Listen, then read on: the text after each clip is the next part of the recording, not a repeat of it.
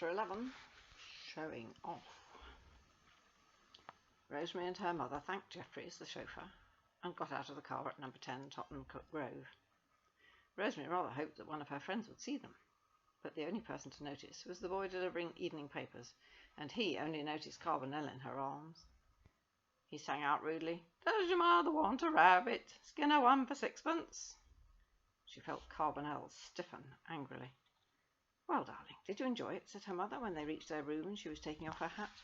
"Oh, Mummy, it was lovely. I liked John awfully, and the garden, and the scrumptious pudding, and Mrs. Pendlebury Parker was very kind. But you only had rice and stewed fruit, I saw when we came to see you." "It was very nice rice pudding," said Mrs. Brown as she ran her fingers through her hair. "And as for Carbonel—" There was a knock on the door. "Oh, dear, that sounds like Mrs. Walker again. Come in," she called. "Oh, there you are, dear," panted the landlady. "These stairs will be the death of me. I'd just come up to see if the cat was here. It's a funny thing. I'd just put down a plate for him this morning with some nice bits of liver, and him purring for it like a steam engine, when he suddenly lifts up his head and gives a little mew, angry-like, and off he goes up the area steps as if the dogs was after him, and I haven't seen him since. I wouldn't like—" "Don't worry, Mrs. Walker," said Mrs. Brown. "A most extraordinary thing. He suddenly turned up at Mrs. Pendlebury Parker's house this afternoon. Must be every bit of 6 miles. "Well, I never," said Mrs. Walker. Rosemary looked at Carbonel, but he still ignored her, as he had done all afternoon. She was not feeling very comfortable about her own behaviour over the summoning words. Was she right to have used them as she did? But as sometimes happens when we're afraid we're in the wrong, she took refuge in being cross. She'd been looking forward to a good long talk all day, but when she saw him going off with Mrs. Walker without so much as a glance in her direction, she said to herself she didn't care in the least, and that she'd not talk to him if she could, and perhaps that'd teach him. By bedtime she would have given a good deal to have seen him curled up on the eiderdown. She could have said the summoning words, but she felt a little shy of using them again, and besides, it seemed wasteful to use magic to fetch him from the basement. Rather like hiring a taxi to go to the corner of the road. She knew he'd come back in the end, so there was nothing to do but wait patiently. When her mother had gone next morning, Rosemary tidied up the flat with special care, and then she hurried off to the shops. She bought a pound of sausages, the thin kind, a huge tin of baked beans, 2 cream buns, 2 gobstoppers for dessert, a bunch of cornflowers, and 2 ounces of sprats as a peace offering for Carbonel. The cornflowers were only 2pence, because they were beginning to go white at the edges.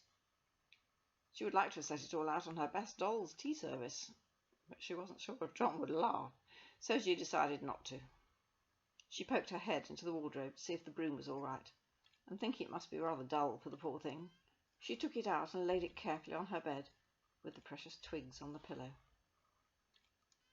At 11 o'clock, she was watching for John through the window, but it was a large black car that stopped at the door, not the smaller grey one in which they had come last night.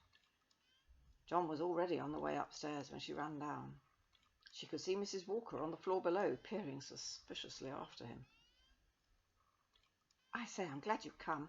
I was afraid something would happen to stop you." "Oh, it's all right.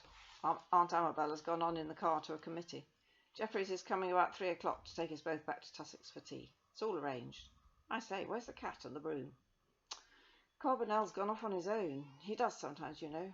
I'm afraid he's cross with me about that spell yesterday. But there is the broom. Oh, please be careful." John had picked it up without ceremony and was examining it with an incredulous expression. "What a mouldy old thing," he said cheerfully. "It's not," said Rosemary hotly, "and if it was, it would be very unkind to tell it so. You must be very gentle with it." "Well, how do I make it take me for a ride?" "You don't make it. You ask it very politely, in rhyme." "Do you mean to say I've got to make up poetry?" said John, in the same voice he would have used if he'd been asked to jump over the moon. "I'll do it, because it's my broom," said Rosemary. "At least, I'll try. It must be only a tiny rhyme, because of not wearing out the magic. I should think round the sitting room would be about the right distance." They fetched a piece of paper, and after much argument and biting of the pencil, they produced a rhyme that they both secretly thought rather good. "Now, stand astride the handle and say it aloud, and then hold tight. John did as he was told and said loudly, "Round and round the sitting room, kindly take me, magic broom." With a jerk that nearly threw him off, the broom rose into the air with John astride and swept into the sitting room. Round and round it went, about 3 feet from the floor. It was not very comfortable, because unless he kept his legs straight out in front, they bumped into the furniture. As it was, he knocked the cornflowers over, so that the water streamed over Mrs. Brown's best tablecloth that Rosemary had taken without permission. The broom took the corners with a violence that wouldn't have disgraced a Dodgem, but John held on and went careering round with shining eyes, making penetrating jet-plane noises. Rosemary was delighted. Now he would have to believe the story she'd told him was true. Round and round went the broom, and presently John stopped making jet noises, and a little later he stopped smiling. "I say, Rosie," he called, "I think I've had enough. How do I stop it?" "Oh dear," said Rosemary, "we didn't say in the rhyme how many times we wanted it to go." "Well, hurry up and tell it now. I'm not feeling very well." I'll try," said Rosemary anxiously, "but I shall have to get some paper. I can't do poetry without."